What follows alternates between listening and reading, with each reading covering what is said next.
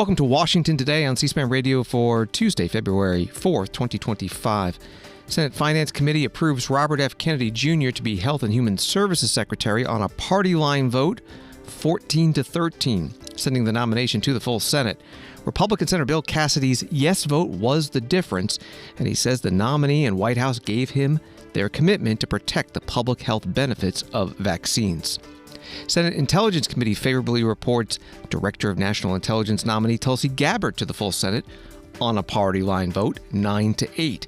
This happened in closed session, and after three Republicans who had been skeptical of Tulsi Gabbard over her stances on NSA whistleblower Edward Snowden and the Section 702 surveillance program announced their support. China retaliates against President Donald Trump's tariffs on their products with tariffs on U.S. goods. We'll get President Trump's reaction and his reaction to reports that the Education Department may be next on the list of government agencies to be dismantled by Elon Musk's Department of Government Efficiency. Israeli Prime Minister Benjamin Netanyahu visits the White House, first foreign leader of the second Trump administration. Secretary of State Marco Rubio is in Costa Rica, asked about the offer from El Salvador to house some U.S. prisoners. And the White House crypto and AI czar David Sachs talks about the president's plans for digital assets. Story from the Washington Times. Senator Bill Cassidy said he voted to advance Robert F. Kennedy Jr.'s nomination to lead the Department of Health and Human Services on Tuesday after the Trump administration agreed to work closely with him on vaccines and other health matters. Mr. Cassidy, Louisiana Republican, was a swing vote in the Senate Finance Committee to push the president's choice to the full chamber. The senator struggled with the decision, given Mr. Kennedy's history of vaccine skepticism, but he came around when the nominee and President Trump's team agreed to a high level of collaboration. That was from the Washington Times. Senator Cassidy spoke on the Senate floor after the Finance Committee voted 14-13 along party lines to send this nomination to the full Senate. Mr. Kennedy and the administration committed that he and I would have an unprecedentedly close collaborative working relationship if he is confirmed. We will meet or speak multiple times a month. This collaboration will allow us to work well together and therefore to be more effective.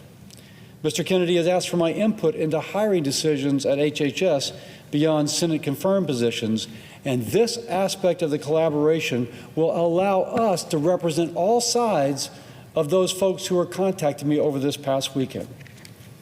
He has also committed that he would work within current vaccine approval and safety monitoring systems and not establish parallel systems. If confirmed, he will maintain the Centers for Disease Control and Prevention's Advisory Committee on Immunization Practices recommendations without changes. CDC will not remove statements on their website pointing out that vaccines do not cause autism. Mr. Kennedy and the administration also committed that this administration will not use the subversive techniques used under the Biden administration, like sue and settle, to change policies enacted by Congress without first going through Congress. Mr. Kennedy and the administration committed to a strong role of Congress. Aside from he and I meeting regularly, he will come before the Help Committee on a quarterly basis if requested. He committed that the Help Committee chair, whether it's me or someone else, may choose a representative on any board or commission formed to review vaccine safety. If he is confirmed, HHS will provide a 30-day notice to the Help Committee if the agency seeks to make changes to any of our federal vaccine safety monitoring programs, and Help Committee will have the option to call a hearing to further review. These commitments and my expectation that we can have a great working relationship to make America healthy again is the basis of my support. He will be the secretary, but I believe he will also be a partner in working for this end. If Mr. Kennedy is confirmed, I will use my authority as chairman of the Senate Committee with oversight of HHS to rebuff any attempt to remove the public's access to life-saving vaccines without ironclad, causational, scientific evidence that can be accepted and defended before the mainstream scientific community and before Congress. I will watch carefully for any effort to wrongfully sow public fear about vaccines between confusing references of coincidence and anecdote. But my support is built on assurances that this will not have to be a concern, and that he and I can work together to build an agenda to make America healthy again. Senator Bill Cassidy, Republican from Louisiana, on the Senate floor right after his yes vote gave Robert F. Kennedy Jr. the necessary majority in the Senate Finance Committee to approve the nomination. As he mentioned, he is also on the Senate Health, Education, Labor, Pensions Committee. He is the chair. Senator Ron Wyden, Democrat from Oregon, is the ranking member of the Finance Committee, and he spoke before the vote during today's committee meeting. A recent analysis showed that Mr. Kennedy has made 114 separate appearances in just the last 4 years where he has espoused anti-vaccine views or spread information about the efficacy of vaccines, misinformation specifically. In 36 of those instances, Mr. Kennedy directly linked vaccines to autism. Last week, Mr. Kennedy was given ample authority on a bipartisan basis to recant his decades-long career peddling anti-vaccine conspiracies. Instead, he spent his time with us dodging and weaving and gave no indication that if confirmed as HHS Secretary, he would stand by the long-settled science surrounding routine vaccinations. Just take the Samoa measles outbreak as an example. Mr. Kennedy told me, and I quote, "We don't know what was killing them," speaking about the 83 measles deaths during an outbreak of the disease in 2019. Just yesterday, colleagues, the Director General of Health from Samoa called this claim a total fabrication. Peddling these conspiracy theories as the nation's chief health officer is going to be deadly for kids across the country. On abortion, Mr. Kennedy's answers once again raised still more questions. He refused to tell us whether he would blindly follow a directive from Donald Trump to break the law and end access to mifepristone. And he seemed to have no understanding of his role in enforcing existing federal laws that guarantee women the right to life-saving abortion care. Mr. Kennedy also failed on several occasions to show a basic understanding of the Medicare and Medicaid programs he would be tasked with overseeing. Colleagues, that alone should be disqualifying. Mr. Kennedy has given us no reason to believe he'll be anything other than a rubber stamp for plans to gut Medicaid and rip health care away from the American people, and be a yes man if ordered by Musk or Trump to take an illegal action. I close with this, colleagues. Today, we're going to make a judgment about the future of science in this country. We're going to make decisions that are going to impact the health and well-being of Americans for years to come.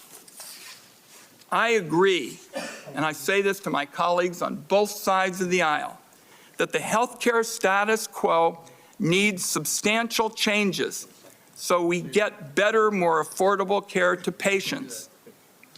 And that leaves, given my statement, the question in front of us now that's pretty simple. Do senators want their legacy to include disregarding basic health science and instead elevate conspiracy theorists? Making Robert Kennedy Secretary of Health and Human Services, in my view, colleagues, would be a grave threat to the health of the American people. And I urge my colleagues this morning to vote no. Senator Ron Wyden, Democrat from Oregon, ranking member on the Finance Committee, right before the committee voted along party lines, 14 Republican yeses, 13 Democrat noes, to send the nomination to the full Senate for debate and a vote. President Donald Trump writing on Truth Social before the committee vote, 20 years ago, autism in children was 1 in 10,000. Now it's 1 in 34. Wow. Something's really wrong. We need Bobby. Thank you, DJT. The Intelligence Committee just voted to report Tulsi Gabbard's nomination to be the Director of National Intelligence favorably to the full United States Senate. We look forward to her confirmation and working with her to keep. How soon will this be on the floor, Senator? That's Senator Tom Cotton, Republican from Arkansas, chair of the Intelligence Committee, coming outside a closed meeting to announce that result. Axios reports the committee narrowly approved Tulsi Gabbard on Tuesday to be President Trump's Director of National Intelligence, voting along party lines. Gabbard has proved to be one of Trump's most controversial nominees. Axios writes, with both Senators Susan Collins, Republican of Maine, and Todd Young, Republican of Indiana, sitting on the panel, her ability to get through the committee was at times in question. The final vote was 9-8. Senator Young announced he would support Gabbard's confirmation in a statement ahead of the vote, all but ensuring she would get through committee. Young outlined several commitments Gabbard made to him to win his vote, including promising not to seek a pardon for Edward Snowden, updating the Senate Intelligence Committee on foreign travel, and working with the panel to reauthorize Section 702 of FISA, the Foreign Intelligence Surveillance Act. That was from the Axios article. Senator Young posting on X before the closed-door vote, I appreciate Tulsi Gabbard's engagement with me on a variety of issues to ensure that our intelligence professionals will be supported and policymakers will receive unbiased information under her leadership. News Nation caught up with Senator Young in the hallway before he hopped on an elevator and asked whether he'd be supporting Gabbard. From her, the sorts of reassurances I required to be supportive, and I'm looking forward to making her successful in this position. Senator Todd Young, CNN's Manu Raju, writing on X that Senator Todd Young says he spoke to President Trump, Vice President Vance, and Elon Musk about Tulsi Gabbard. He told us that he spoke to Trump for about 10 minutes and that Trump urged him to vote your conscience. Asked Todd Young if Trump twisted his arm. No. I said, how important is it to you, Mr. President? And he said, it's important. But he said, you know what, Todd, we're going to work together on all kinds of other things to make America great again. And I told him I need reassurances, and those were delivered, Young said. That was from CNN's Manu Raju. Senator Mark Warner, Democrat of Virginia, is the Intelligence Committee vice chair. He put out a video today about what was happening on Capitol Hill, and it included the vote for DNI. And then this afternoon, I've got my big vote on Tulsi Gabbard. I mean, many of these cabinet secretaries, there's only so much damage they can do. But the fact is the Director of National Intelligence gets access to the most classified information our country has. And in light of the fact that Ms. Gabbard couldn't even call Edward Snowden a traitor, what will the intelligence community, how will they work with it? What will our allies do? Will they share information anymore? You know, this is a time where Americans, regardless of your party, need to stand up for rule of law, for our Constitution, and for things that actually keep our country safe. Senator Mark Warner, Democrat from Virginia, Intelligence Committee vice chair, before that vote, closed door to approve the Director of National Intelligence nominee, Tulsi Gabbard. Party line, 9-8. The Senate today also confirmed Doug Collins as Veterans Affairs Secretary. That vote was 77-23. And next up on the Senate floor is the Attorney General nominee, Pam Bondi. Her vote could happen at 1 a.m. Eastern Wednesday morning if Democrats who oppose the nomination use all the time the rules allow. On Monday night, the Senate confirmed Chris Wright for Energy Secretary. That vote was 59-38.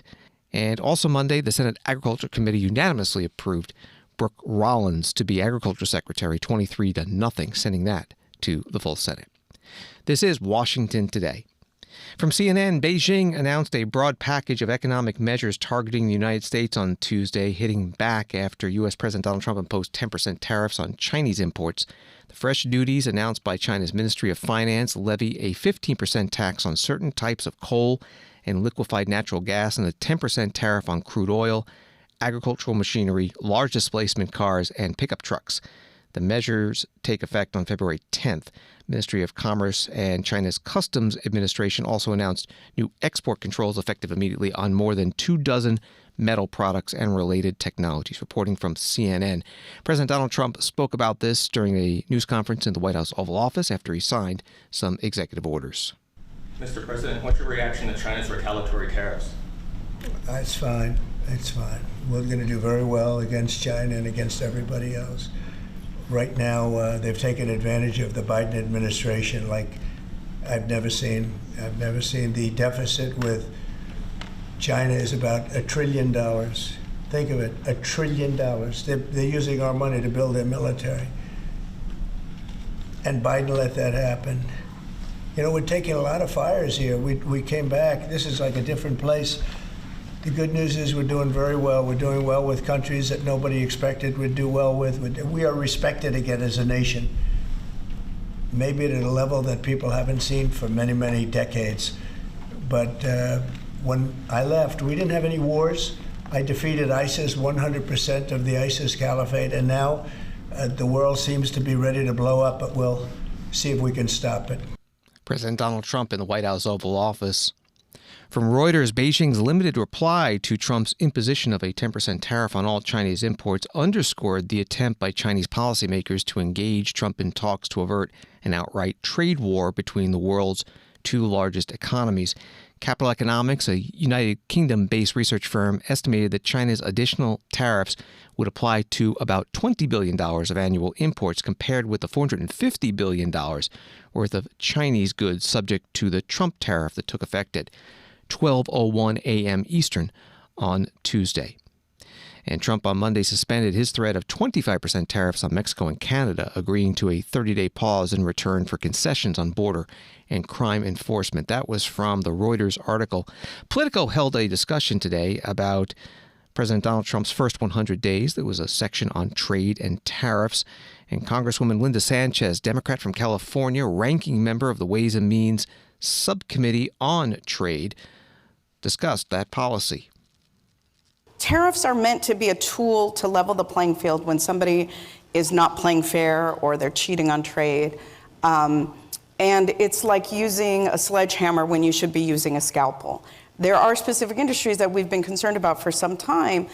You can use tariffs to target those industries, but broad-based tariffs do nothing but cause markets to be spooked, business owners and farmers to wonder what's next. Many of our employers, our manufacturers here in the United States, have very integrated supply chains with Canada and Mexico. And if you start willy-nilly slapping tariffs and then the potential for retaliatory tariffs, what that means is that prices are going to go up for U.S. consumers. And the number one pledge that Trump made when he was running for office was that he was going to bring down the cost of everyday goods. But we see by targeting Canada and allies and Canada and Mexico, who are some of our staunchest allies. I mean, Canada is a member of NATO. Right. To really try to bully them to extract concessions is not the way to go about things. What he got was nothing. Right. The concessions that Mexico and Canada gave, those were things that they had already pledged to do, were already doing. In fact, Mexico already has 15,000 troops on the border to try to stem the immigration flows. And Canada, which, Trump seems very concerned about the fentanyl issue and wanting Canada to step up its enforcement. Most of the fentanyl that comes into this country doesn't come through the Canadian border, nor does it come on the back of immigrants that are coming from the southern border. 90% of fentanyl in this country comes from packages that entered in this country under the de minimis standard. Right. They come through the ports of entry. And so to threaten our allies and to try to bully them and to get concessions that weren't really concessions means that he has accomplished nothing, which fully underscores the fact that it's performative, it's theatrical, it's, he wants to seem like he's doing something grand. In effect, it's spooking the markets, and it's creating uncertainty, which any business owner will tell you the thing that they most need is certainty so they can plan for the future. So his trade policy is not going very well. Congresswoman Linda Sanchez, Democrat from California, the Trade Subcommittee ranking Democrat at a Politico event on President Trump's first 100 days. Washington Times writes that Peter Navarro, a senior trade aide to President Trump on Tuesday, said the rise of drug cartels in Canada played into the administration's threat to slap tariffs on America's neighbor to the north. Mr. Navarro said the administration's reliance on tariffs should be seen through the lens of a drug war, not a trade war. He said the problem is, first of all, that Mexican drug cartels are rapidly expanding in Canada. The Washington Times article does note that the Criminal Intelligence Service Canada recently reported the number of organized crime groups producing illicit drugs, including fentanyl, has almost doubled over the past year. Here's Peter Navarro at the Politico event. What's happening as you see this is the president fighting a drug war. This is not a trade war. Media immediately came out and talking trade war and this, that, and the other thing. This particular action is a drug war. And what we've seen is a lot of pearl clutching when this was announced, but we've also seen immediate results from Mexico and Canada. The Mexicans have been very cooperative, and Secretary of State Marco Rubio, love the guy. And I want to talk about the broader trade team in a minute, if you wouldn't mind. But he has done a very good job, along with Stephen Miller and personnel at DHS, going through a checklist of things that we need from Mexico. So we're making progress on that front, hence the 30-day extension.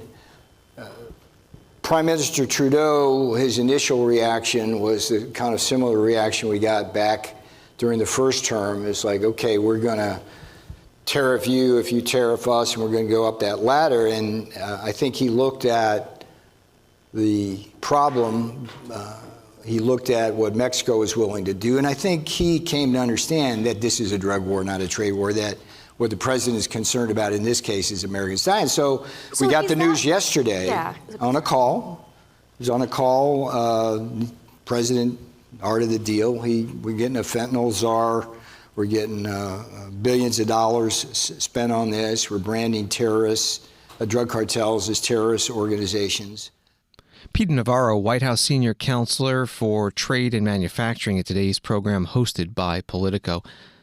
Jonathan Wilkinson, Canadian Minister of Energy and Natural Resources, was at the Atlantic Council in Washington, D.C., talking about tariffs and trade. You posited a very positive potential pathway, but the imposition of the tariffs or the threat must have been a bit of a shock for Canadians. And we see in Mexico now increased talk of producing their own natural gas because they're worried about continued dependence on the U.S. Most of Canada's crude flows through U.S. pipelines out to the Gulf to markets. Strategically, do Canadians need to think about alternative routes to the East Coast or the West Coast as sort of a hedge on the U.S.? Well, I would say it was a shock. The original free trade agreement that was signed between Canada and the United States was signed way back in 1988. And the Auto Pact that ensured the free flow of products in the auto sector goes back to the 1960s. So we have looked to deepen the integration over the course of the past number of decades because it was so obvious that we were both extracting mutual benefit from the trade that existed. That's not just in energy and minerals. And so when all of a sudden Canada is treated more like an adversary than a partner, it did shake every Canadian. And I think you saw that in some of the patriotic expressions that came out in the aftermath of the decision to impose tariffs. Canadians don't tend to wear their patriotism on their sleeve. We are probably less patriotic overtly than Americans, but you saw it very strongly in Canada. I think, we need to hopefully walk back from the brink and find pathways through which we can actually work together.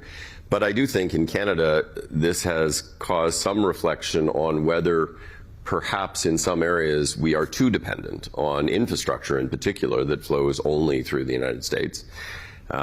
We have some things that have been developed over the last number of years, including liquid natural gas facilities on the West Coast that will give us the ability to take some of the gas to Asia. But certainly in the areas like oil, we flow almost all of it this way. Jonathan Wilkinson, Canadian Minister of Energy and Natural Resources, interviewed by David Goldwyn, Atlantic Council Energy Advisory Group Chair, at today's Atlantic Council event. You can find the full video at cspan.org. A Washington Post headline from Monday reads, Trump preps order to dismantle education department as DOJ probes data.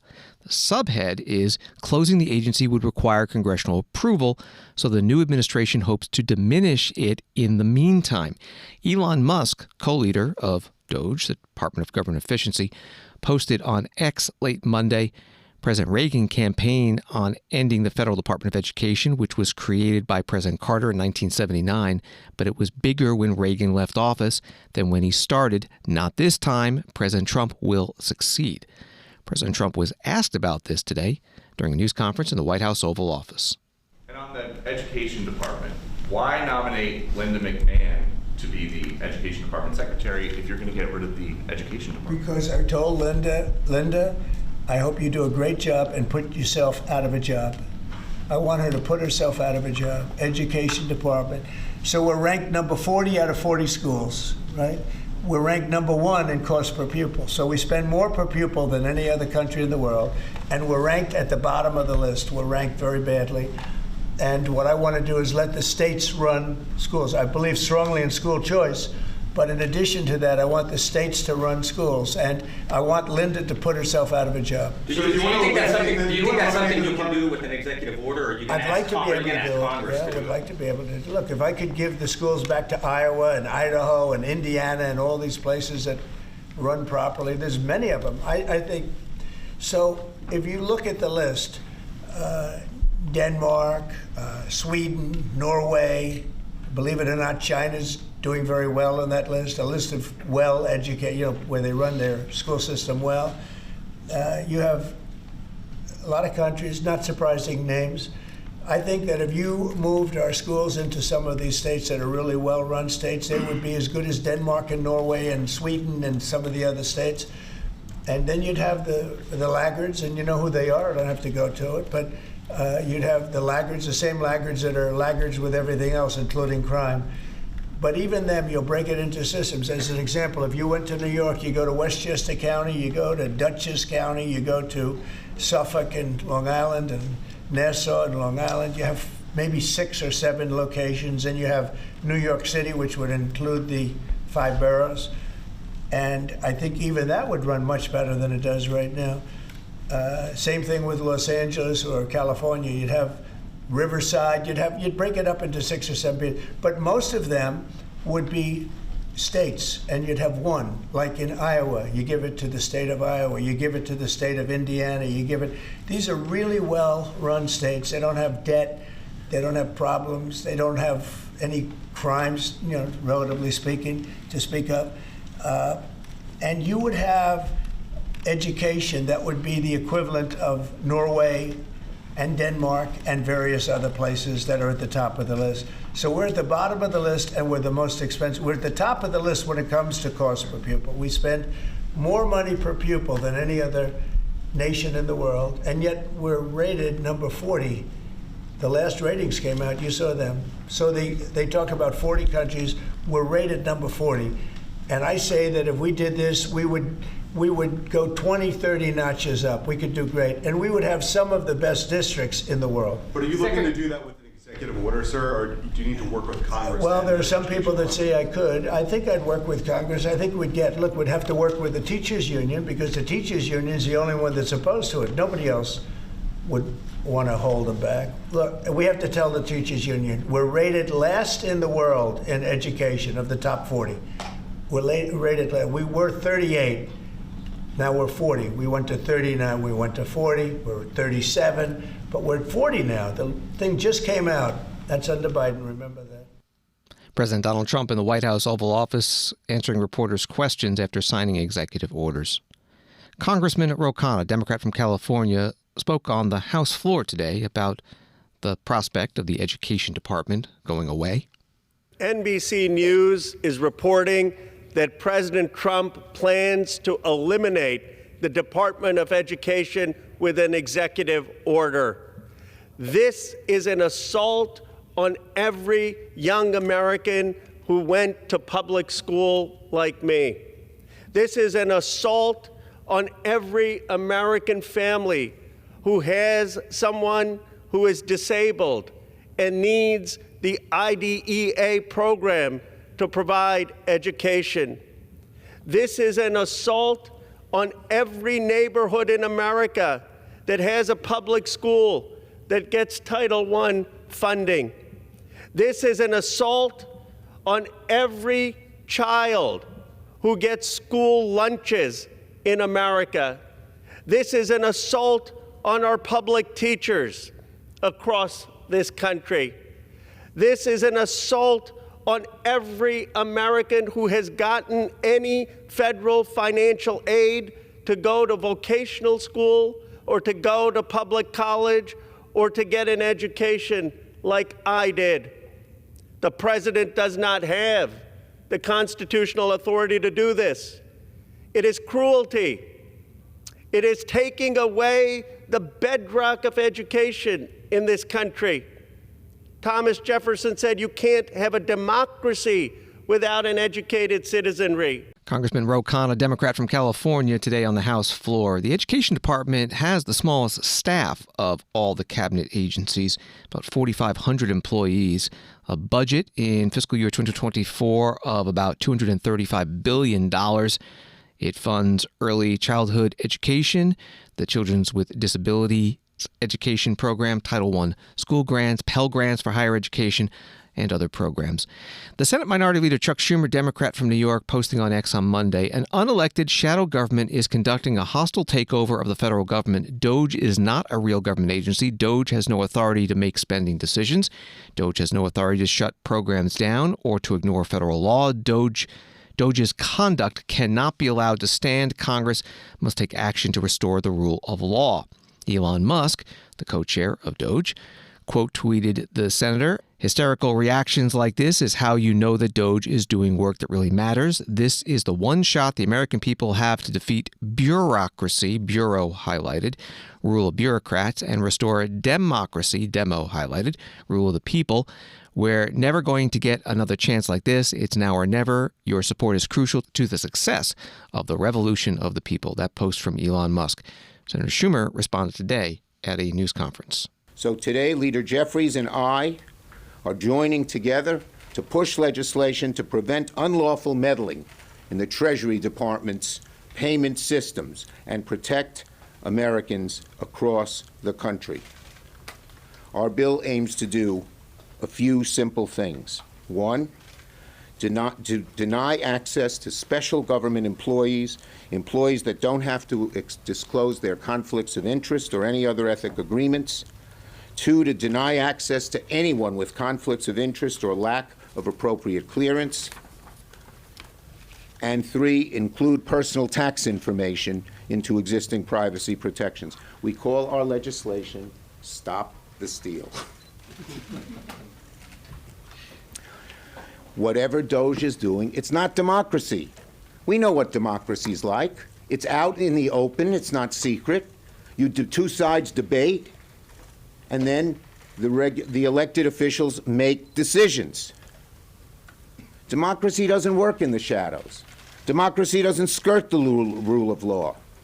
And it doesn't give special privilege to the ideas and needs of a group of ultra-wealthy people at the expense of American families. Of course we should talk about reform. Reform's a worthy cause. Everyone agrees we should find ways to improve the effectiveness and efficiency of government. But you know what history shows? When it's done in the dark of night, it always leads to bad results.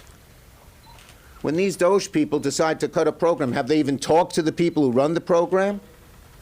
Have they even done a little research? Have they heard the other side? Or are they just in such rush to cut anything they can so that they can keep tax breaks and give deeper tax breaks to the wealthiest of Americans? Undoubtedly not. They are not checking. They are not debating. They are not doing things in sunlight. So, we want reform. We'd like to cut waste, but do it in front of the American people. Hear the arguments. Have the back and forth that has been the hallmark of this republic for over 200 years. Senate Minority Leader Chuck Schumer, Democrat from New York, at a news conference on Capitol Hill alongside the House Minority Leader Hakeem Jeffries, Democrat from New York. The Senate Majority Leader, John Thune, Republican of South Dakota, was asked at a news conference about the workings of DOGE the past few days, first essentially shutting down USAID and now apparently targeting the Education Department. Do you believe that the White House has the authority to unilaterally close a federal agency such as USAID without congressional approval? I don't think that, with my understanding, I don't think they're closing an agency, but I do think they have the right to review funding and how those decisions are made and what priorities are being funded. I think that's probably true of any administration when they come in.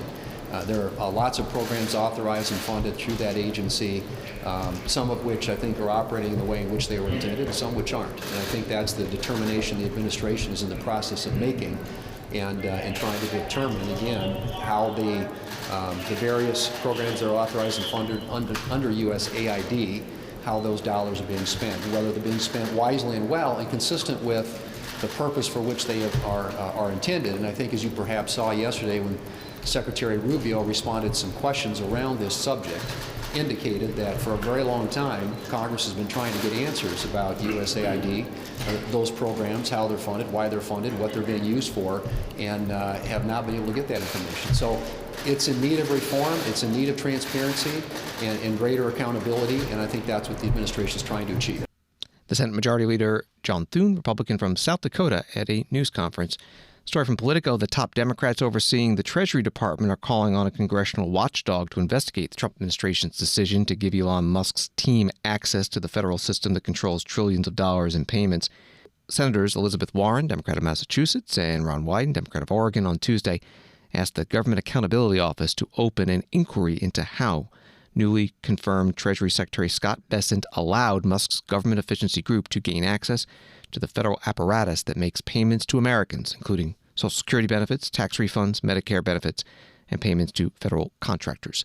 An article from Politico. Washington Today continues in a moment.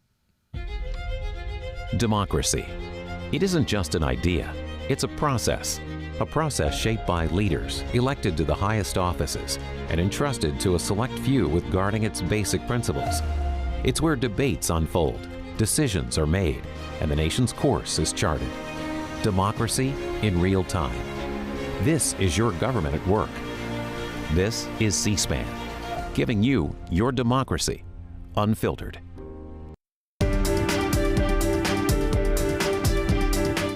Welcome back to Washington Today, available as a podcast on the free C-SPAN Now mobile app and wherever you get your podcasts.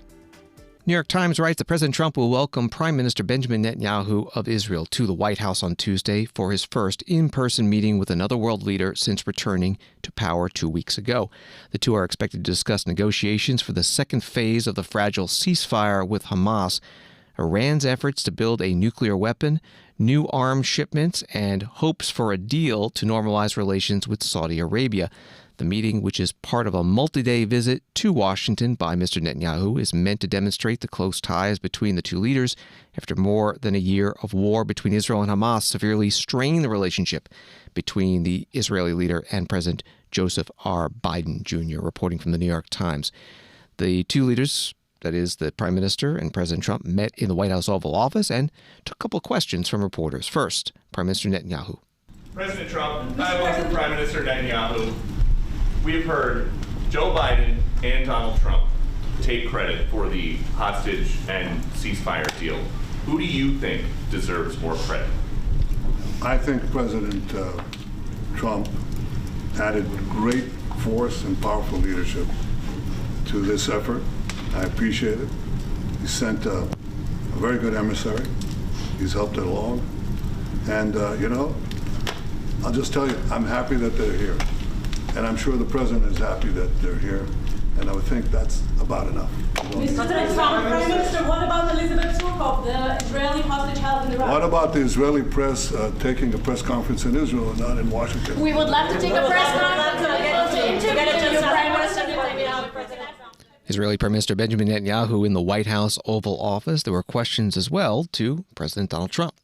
From Gaza, out of Gaza, if not Jordan, Egypt, what other countries you think might accept Palestinians from Gaza? Well, I think Jordan and Egypt will. I know they've spoken about it with you, and they say they're not going to accept. I say they will. But I think other countries will accept also. I think that Gaza maybe is a demolition site right now. If you look at Gaza, there's hardly a building standing, and the ones that are going to collapse. You can't live in Gaza right now, and I think we need another location. I think it should be a location that's going to make people happy. You look over the decades, it's all death in Gaza. This has been happening for years. It's all death. If we can get a beautiful area to resettle people permanently in nice homes and where they can be happy and not be shot, not be killed, not be knifed to death like what's happening in Gaza. And right now you have in Gaza a very dangerous situation in terms of explosives all over the place, in terms of tunnels that nobody knows who's in the tunnel. The whole thing is a mess. And I think that if we can resettle, and I believe we can do it in areas where the leaders currently say no. I mean, I've been saying that with Mexico, having to do with the border and all of the things, and you saw what happened, 10,000 soldiers, and they're going to do a good job. I really believe that, and I believe Canada's going to do a good job also. They said the same thing, and then they did something much different than what you were hearing. This is a very, very difficult situation, but we're going to get it solved. I don't think people should be going back to Gaza. I think that Gaza has been very unlucky for them. They've lived like hell. They lived like you're living in hell. Gaza is not a place for people to be living. And the only reason they want to go back, and I believe this strongly, is because they have no alternative. What's the alternative? Go where? There's no other alternative. If they had an alternative, they'd much rather not go back to Gaza and live in a beautiful alternative that's safe. President Donald Trump in the White House Oval Office with the visiting Israeli Prime Minister Benjamin Netanyahu. Earlier in the day, President Trump signed executive orders reinstating a maximum pressure campaign against Iran and also withdrawing the United States from the United Nations Human Rights Council and UNRWA, the Palestinian Relief Agency at the UN. Associated Press reports that Secretary of State Marco Rubio said Tuesday that El Salvador's offer to accept and jail violent American criminals raises clear legal issues, but described it as very generous, and said President Donald Trump would make a decision on whether to move forward with it. Rubio reached an unusual agreement with the Salvadorian president a day earlier that the Central American country would accept U.S. deportees of any nationality, including American citizens and legal residents who are imprisoned for violent crimes. That was from AP. Secretary Rubio spoke at a joint news conference today in San Jose, Costa Rica, with the president of that country, his third stop on his first overseas trip. On President Bukele's offer to jail incarcerated Americans in El Salvador, is that something you'd like to see happen? And separately, there have been accounts of the U.S. exemptions on President Trump's aid freeze not working, resulting in clinics for HIV medication in Africa shutting down, the suspension of demining in Cambodia, and challenges for the malaria prevention program, PMI. Are these waiver problems something you're seeing and looking to address? Thank you. Yeah, let me address the first one. That's an offer President Bukele made. Obviously, we'll have to study it on our end. There are obviously legalities involved. We have a constitution. We have all sorts of things. But it's a very generous offer. No one's ever made an offer like that. And to outsource at a fraction of the cost, at least some of the most dangerous and violent criminals that we have in the United States. But obviously the administration will have to make a decision. I raised it yesterday because it's an incredible offer and an unprecedented one. On the second point, look, we froze foreign aid so that we can review those programs. The waiver process exists so that we can review those programs. Today, here, we've issued waivers for programs that make all the sense in the world. They make America safer. They make America stronger because the programs we've issued a waiver for are helping our trusted partners intercept and stop drugs and terrorists from coming into the United States. But I issued a blanket waiver that said if this is life-saving programs, okay, if it's providing food or medicine or anything that is saving lives and is immediate and urgent, you're not included in the freeze.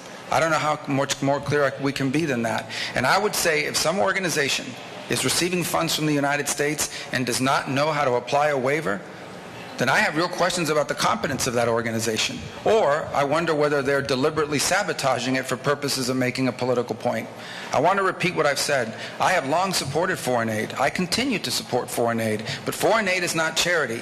It exists for the purpose of advancing the national interest of the United States. Every dollar we will spend, as long as I'm Secretary of State, and as long as President Trump is in the White House, is going to be a dollar that's advancing our national interest. And you see this here today. These are programs that work. This is the kind of foreign aid we need to do. And there are programs that we have questions about that do not further the national interest, and they should be eliminated. And then there are those we need to learn more about. But we have a blanket waiver. It's been out for a week.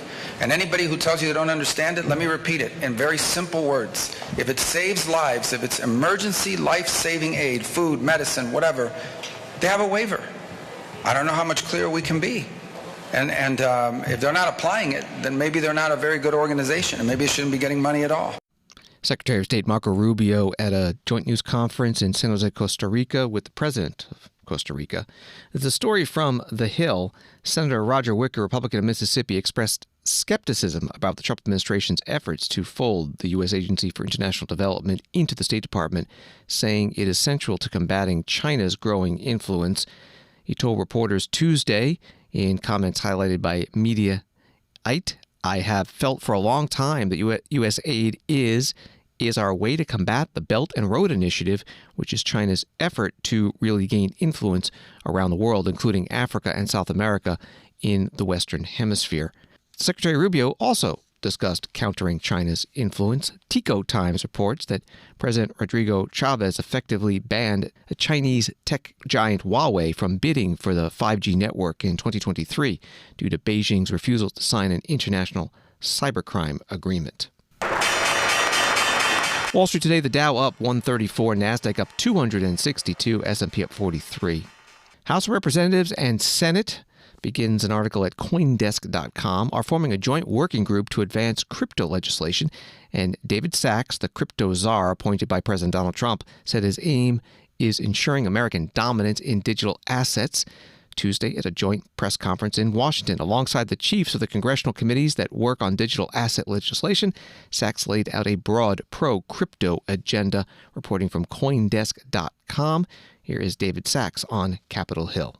Our objective is to accomplish the task the President assigned for us in his EO, which is to propose a federal regulatory framework governing the issuance and operation of digital assets, including stablecoins, in the United States. I've talked to many founders over the past few years, and they've told me repeatedly that the number one thing they need from Washington is regulatory clarity. They just want to know what the rules of the road are so they can abide by them. We're coming off, frankly, 4 years of arbitrary prosecution and persecution of crypto companies where the SEC wouldn't tell founders what the rules were, but then they would prosecute them. And many founders have even told me stories of being debanked personally just because they had founded a crypto company. All of this approach was driving this important technology of the future offshore, and we want to keep that innovation onshore in the U.S. Financial assets are destined to become digital, just like every analog industry has become digital, and we want that value creation to happen in the United States rather than giving it away to other countries. This will also, I should add, be much better for consumer protection because it's easier for regulators to supervise an activity when it's onshore. And it's probably not a coincidence that the single biggest fraud in the history of crypto, which was FTX, was based in the Bahamas. By moving the innovation onshore, it'll be easier to separate out the good actors from the bad actors. And we want to encourage the good actors, the innovators, while protecting the market from the bad actors. And I think a market structured legislation with clear definitions and fair rules will do that. I want to say additionally, we're excited about working with both the House and Senate on stablecoin legislation. I know Senator Hagerty introduced a bill today. This stablecoins really have the potential to ensure American dollar dominance internationally, to increase the usage of the U.S. dollar digitally as the world's reserve currency, and in the process create potentially trillions of dollars of demand for U.S. treasuries, which could lower long-term interest rates. David Sachs, the White House crypto and artificial intelligence czar, at a news conference on Capitol Hill with the House and Senate members that chair and are ranking members on the committees that oversee this issue. From The Hollywood Reporter, Amber Ruffin, the late night and Emmy and Tony-nominated writer, has been tapped to entertain at the 2025 White House Correspondents' Dinner. Amber Ruffin was on MSNBC today. it's one of the coolest gigs a comedian can get. Like, it is a great opportunity to shine a light on the blah blah blah and to make sure that we all are on the same blah blah boo. But it's also so fun. Yeah. Like, it is, the challenge of writing this show is extremely hard. Like, I got the call and was like, great, and then panic wrote a lot of pages. But then with this presidency, I could write something this morning that would be nothing by tonight. Amber Ruffin on MSNBC on being chosen to be the entertainment at the White House Correspondents Association dinner. This year's dinner scheduled for Saturday, April 26th. Thanks for listening to Washington Today. Sign up for C-SPAN's evening newsletter word for word, and we'll send you the stories making headlines in Washington every day. Subscribe at cspan.org/connect. Have a good night.